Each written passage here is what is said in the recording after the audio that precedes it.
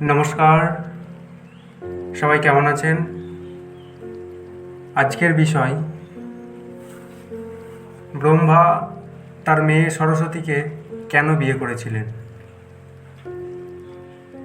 তো প্রথমেই বলবো,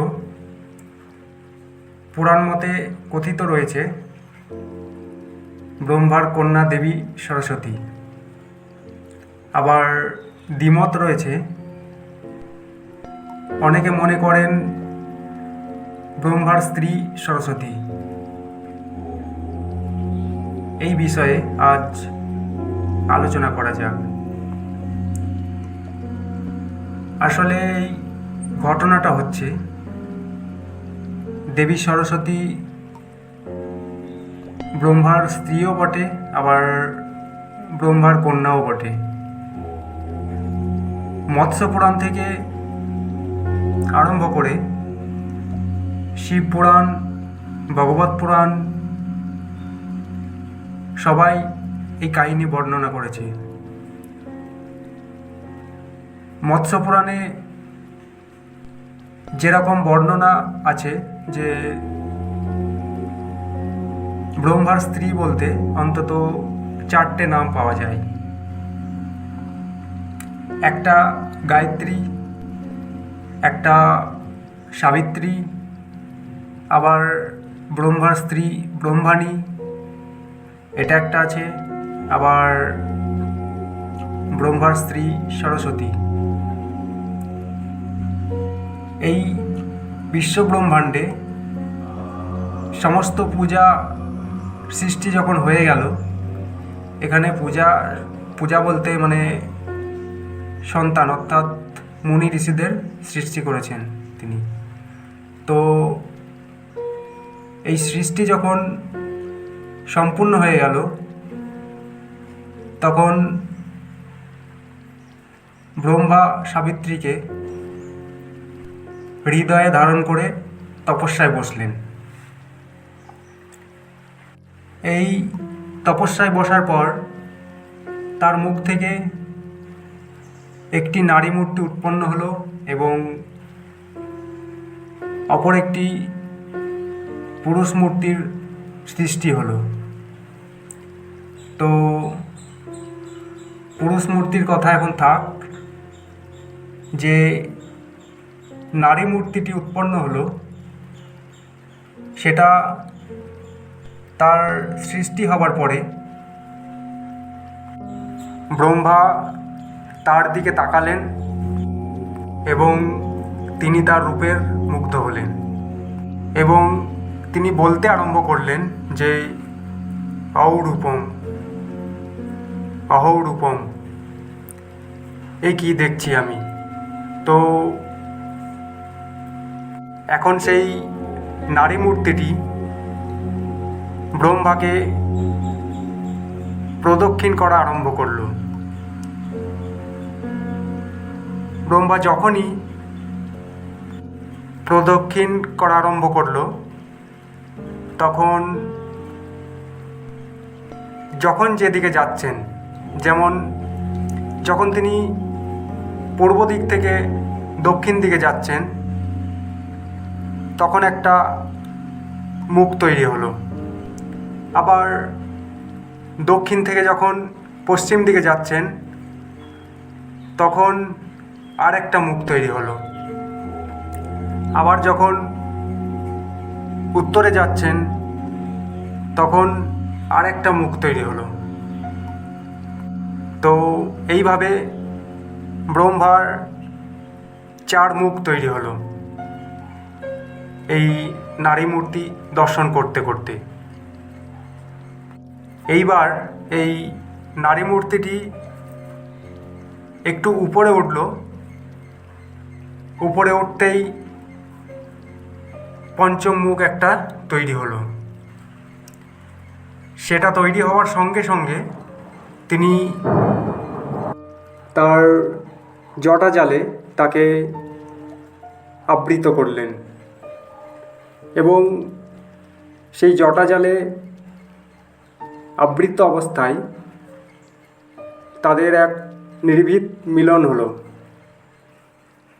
ব্রহ্মার অঙ্গজাত যে নারী মূর্তি, স্বাভাবিকভাবে তাকে কন্যা বলা উচিত, কারণ কন্যার আরেকটা নামই হচ্ছে অঙ্গজাত কিংবা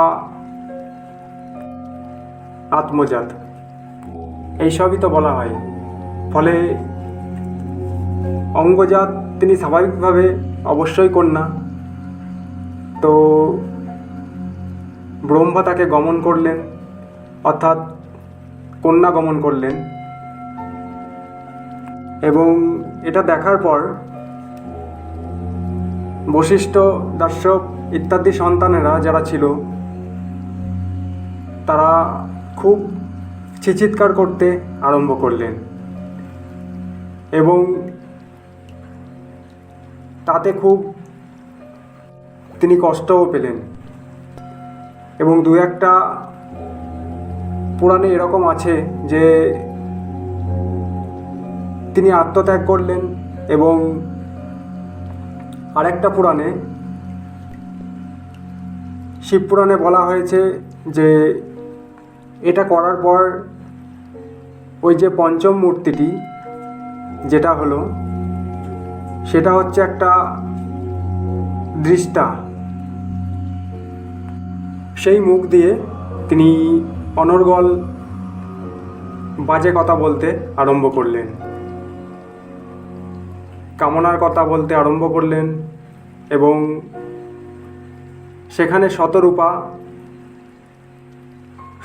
হচ্ছে সরস্বতীর আরেক নাম। তো সেই শতরূপা সরস্বতী তিনি বারবার তাকে থামো থামো এসব বলতে আরম্ভ করলেন, কিন্তু ব্রহ্মা থামছেন না। এটা দেখে সমস্ত ঋষিদের আগ্রহে, অর্থাৎ যারা সমস্ত ব্রহ্মার মানুষপুত্র, তাদের আগ্রহে শেষ পর্যন্ত শিব নেমে এলেন। শিব নেমে এসে ব্রহ্মার পঞ্চম মূর্তিটি কেটে দিলেন। এই যে পঞ্চম মূর্তিটি কেটে দিলেন, পঞ্চম মূর্তিটির সঙ্গেই নাকি এই অবস্থাতেই নাকি তার মিলন হয়েছিল। তাহলে এটা আসলে একটা মিথোলজিক্যাল ঘটনা। এটাকে আমরা কিভাবে ব্যাখ্যা করব? আসল কথা হচ্ছে যে ব্রহ্মা তিনি যে মুখ থেকে সরস্বতীকে সৃষ্টি করলেন এবং তার রূপে মুগ্ধ হলেন, এটার মধ্যে এই ব্যাপারটা আছে যে যিনি ব্রহ্মার থেকে সৃষ্টি হলেন তিনি তো বাক। প্রথম শব্দ ওম উচ্চারণ করছেন তিনি। এই যে প্রথম শব্দ উচ্চারিত হলো সেটা ব্রহ্মার অঙ্গজাত বটেই, আত্মজাত বটেই, কিন্তু সেই সৃষ্টি হওয়ার পর যেটা পুরাণকালেরা লেখেননি এবং অন্য জায়গায় লিখেছেন, আমাদের পুরাণের থেকেও প্রাচীন যে গ্রন্থ আছে সেখানে বলা হয়েছে যে ব্রহ্মা এক আর দ্বিতীয়া ওই সরস্বতী। অর্থাৎ ব্রহ্মার মুখ থেকে যে উচ্চারিত হলো, আবার তিনি ব্রহ্মার মধ্যেই ব্রহ্মা তাকে আপ্যায়ন করার সঙ্গে সঙ্গে তিনি আবার ব্রহ্মার মধ্যেই প্রবেশ করলেন।